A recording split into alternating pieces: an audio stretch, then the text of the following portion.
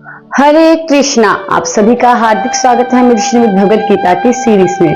आज की इस वीडियो में हम अध्याय 2 के अगले श्लोकों का श्रवण करेंगे। उससे पहले आप चैनल को सब्सक्राइब कर दीजिए और वीडियो को लाइक कर दीजिए। और श्लोक शुरू करने से पहले हम मंगलाचरण का उच्चारण करेंगे, जिससे हमें भगवान कृष्ण, गुरु और वैष्णवों की कृपा मिलेगी। तो चलिए शुरू करते हैं मंगलाचरण। ओम ज्ञान्ति निरांधस्य ज्ञानांजनाशलाकया चक्षुरुन्मिलितं येन तस्मै श्रीगुरवे नमः।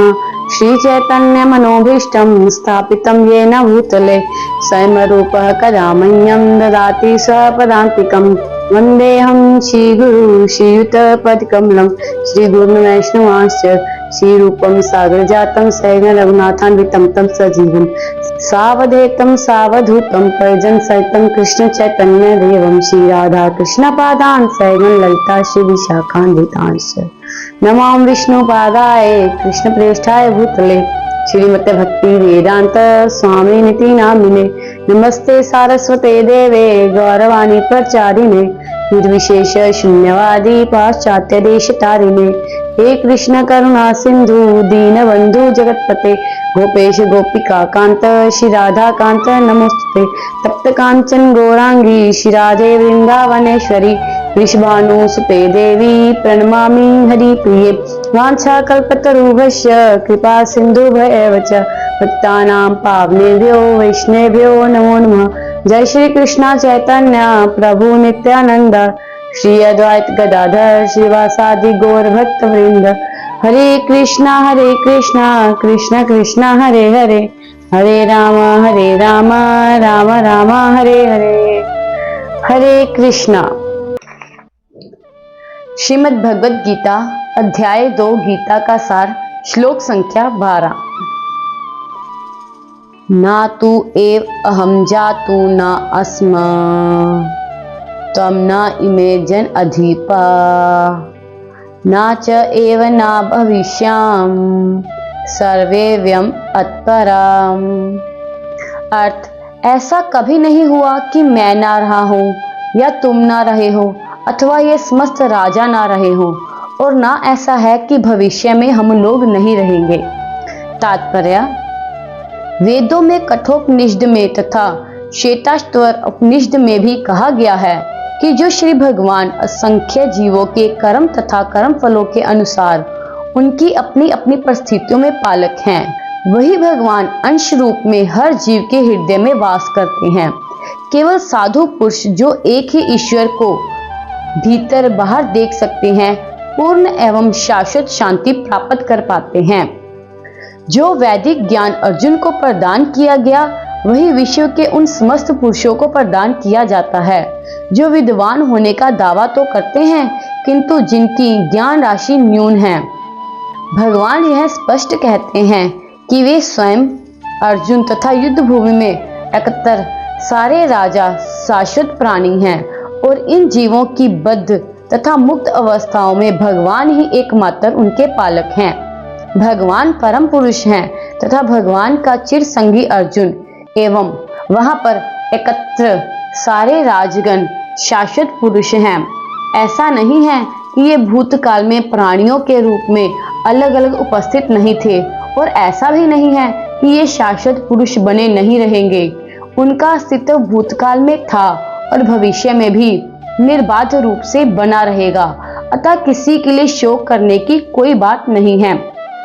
यह मायावादी सिद्धांत की मुक्ति के बाद आत्मा माया के आवरण से पृथक होकर निराकार ब्रह्म में लीन हो जाएगा और अपना अस्तित्व खो देगा। यहाँ पर परम अधिकारी भगवान कृष्ण द्वारा पुष्ट नहीं हो पाता, ना ही इस सिद्धांत का समर्थन हो पाता है कि बद्ध अवस्था में ही हम अस्तित्व का चिंतन करते हैं। यहाँ पर कृष्ण स्पष्ट कहते हैं कि भगवान तथा अन्यों का अस्तित्व भविष्य में भी अशून्य रहेगा, जिसकी पुष्टि उपनिषदों द्वारा भी होती है। कृष्ण का यह कथन प्रमाणिक है, क्योंकि कृष्ण मायावश्य नहीं है। यदि अस्तित्व तथ्य ना होता तो फिर कृष्ण इतना बल क्यों देते, और वह भी भविष्य के लिए। मायावादी यह तर्क कर सकते हैं कि कृष्ण द्वारा कथित अस्तित्व आध्यात्मिक ना होकर भौतिक है। यदि हम इस तर्क को कि अस्तित्व भौतिक होता है स्वीकार कर भी लें तो फिर कोई कृष्ण के अस्तित्व को किस प्रकार पहचानेगा। कृष्ण भूतकाल में भी अपने अस्तित्व की पुष्टि करते हैं और भविष्य में भी अपने अस्तित्व की पुष्टि करते हैं। उन्होंने अपने अस्तित्व की पुष्टि कई प्रकार से की है और निराकार ब्रह्म उनके अधीन घोषित किया जा चुका है। कृष्ण सदा सर्वदा अपना अस्तित्व बनाए रहे हैं। यदि उन्हें सामान्य चेतना वाले सामान्य व्यक्ति के रूप में माना जाता है तो प्रामाणिक शास्त्र के रूप में उनकी भगवत गीता की कोई महत्ता नहीं होगी। एक सामान्य व्यक्ति मनुष्यों के 4 अवगुणों के कारण श्रवण करने योग्य शिक्षा देने में असमर्थ रहता है। गीता ऐसे साहित्य से ऊपर है। कोई भी संसारी ग्रंथ गीता की तुलना नहीं कर सकता। श्री कृष्ण को सामान्य व्यक्ति मान लेने पर गीता की सारी महत्ता जाती रहती है। मायावादियों का तर्क है कि इस श्लोक में वर्णित द्वैत लौकिक है और शरीर के लिए प्रयुक्त हुआ है, किंतु इसके पहले वाले श्लोक में ऐसी देहात्म बुद्धि की निंदा की गई है। एक बार जीवों को देहात्म बुद्धि की निंदा करने के बाद यह कैसे संभव है कि कृष्ण पुनः शरीर पर उसी वक्तव्य को दोहराते। अतः यह अस्तित्व आध्यात्मिक आधार पर स्थापित है और इसकी पुष्टि रामानुजाचार्य तथा अन्य आचार्यों ने भी की है। गीता में कई स्थलों पर इसका उल्लेख है कि यह आध्यात्मिक अस्तित्व केवल भगवत भक्तों द्वारा ज्ञेय है। जो लोग भगवान कृष्ण का विरोध करते हैं उनकी इस महान साहित्य तक पहुंच नहीं हो पाती। अभक्तों द्वारा गीता के उपदेशों को समझने का प्रयास मधुमक्खी द्वारा मधु पात्र चाटने के सदृश है। पात्र को खोले बिना मधु को नहीं चखा जा सकता। इसी प्रकार भगवत गीता के रहस्यवाद को केवल भक्त ही समझा सकते हैं, अन्य कोई नहीं। जैसे कि इसके 4th अध्याय में कहा गया है, ना ही गीता का स्पर्श ऐसा लोग कर पाते हैं जो भगवान के अस्तित्व का ही विरोध करते हैं। अतः मायावादियों द्वारा गीता की व्याख्या मानो समग्र सत्य का सरासर भ्रामक निरूपण है। भगवान चैतन्य ने मायावादियों द्वारा की गई गीता की व्याख्याओं को पढ़ने का निषेध किया है और चेतावनी दी है कि जो कोई ऐसी मायावादी दर्शन को ग्रहण करता है वह गीता के वास्तविक रहस्य को समझ पाने में असमर्थ रहता है।